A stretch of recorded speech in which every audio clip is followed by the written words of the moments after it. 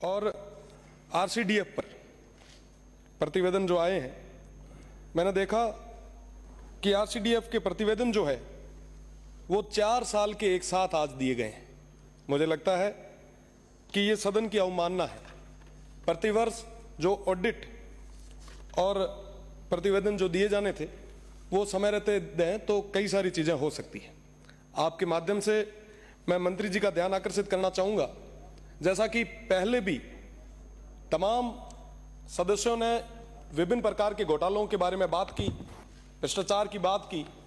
आदरणीय सदस्य ने अभी कहा कि सीकर में, टोंक में, झुंझुनू में, जैसे ही ये प्रतिवेदन आए उसके बाद में थोड़ा बहुत जो हमने तैयारी की तो हर जगह कई सारी स्थितियां निकल के आई। मैं आपको बताना चाहूँगा कि 2 साल पूर्व मालपुरा में एक बटर पैकिंग मशीन खरीदने के लिए 4.5 करोड़ का एक टेंडर हुआ, सिंगल टेंडर किया गया, 1 करोड़ और 80 लाख रुपए भुगतान भी कर दिया गया। पर दुर्भाग्य है कि ना तो वो मशीन आई, पैसा किसके खाते में गया कोई नहीं जानता, और वापस कभी किसी ने सूद भी नहीं।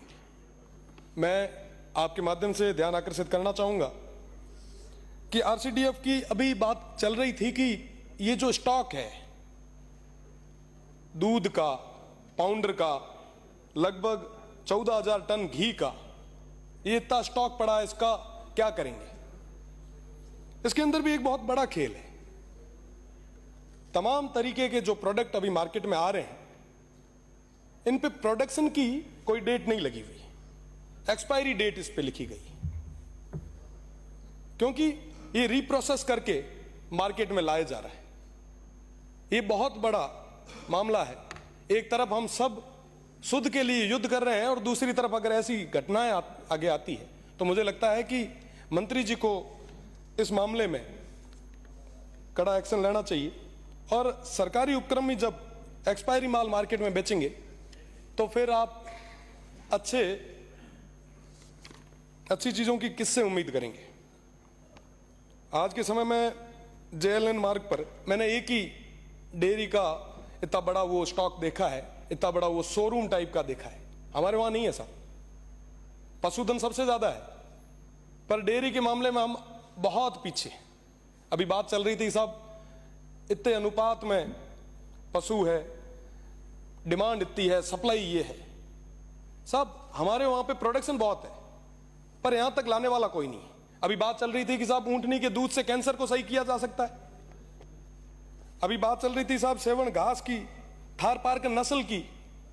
ये तमाम चीजें हमारे उस तरफ है, पर उनको कलेक्ट करके यहां तक कौन ले आए? तो मेरा निवेदन रहेगा मंत्री महोदय से कि आप गांवों को मजबूत करने के लिए, वहां की अर्थव्यवस्था को मजबूत करने के लिए डेयरी को और सुदृढ़ करें। हमारे उस तरफ, उस रेगिस्तान में, उस सीमांत क्षेत्र में आप कलेक्शंस के नए सेंटर आप डेवलप करें। जेएलएन की मैंने बात की कि यहाँ पे जयपुर डेयरी का एक पार्लर है। जब उसके बारे में थोड़ा पढ़ा तो कई सारी चीज़ें निकल के आई। अभी एक बार किसी फर्म को इन्होंने लीज पे दिया, 2.5 करोड़ रुपए खर्च किए गए उसके रिनोवेट पे। वही एक ही फर्म को बिना किसी टेंडर के सीधा काम दे दिया गया। पता नहीं कैसे। मुझे लगता है कि वहाँ अंदर बैठे हुए लोगों को लगता है कि साहब यही करने वाले हैं। इसकी भी जांच होनी चाहिए। सीकर के टेंडर की अभी बात हुई तो मैं बताना चाहूँगा कि सीकर में अभी तक कभी कोई टेंडर हुआ ही नहीं। ठेकेदार करोड़ों रुपए डेयरी के लेके भाग गए, पर आज तक उसकी कोई रिकवरी नहीं हुई। बाहरी जब खेत को खाएंगे साहब तो बचाने वाला कौन होगा? आज जयपुर डेयरी के जो चेयरमैन हैं उनका खुद का काला डेरा में एक किसान केसरी नाम की एक कैटल फील्ड प्लांट संचालित हुआ है, और पिछले 5 साल से तमाम जो समितियां हैं उनको ये माल बेचा जा रहा है। जो अगर नहीं लेता उसके खिलाफ ये सख्त कार्रवाई करते हैं। मैं आपको बताना चाहूँगा साहब कि ये आरसीडीएफ जो है, इसका नाम राजस्थान चोर ठेकेदारों की फेडरेशन कर दिया गया है। हमारे लिए, सभी के लिए ये बड़ी दुख की बात है। और मैं निवेदन करना चाहूँगा मंत्री महोदय से, आप कड़े फैसले लें, संवेदनशीलता दिखाएं, क्योंकि ये जो मामला है, ये जो डेयरी है, ये सीधा आम आदमी से जुड़ाव रखती है। आपका बहुत बहुत धन्यवाद सभापति महोदय, बहुत बहुत धन्यवाद।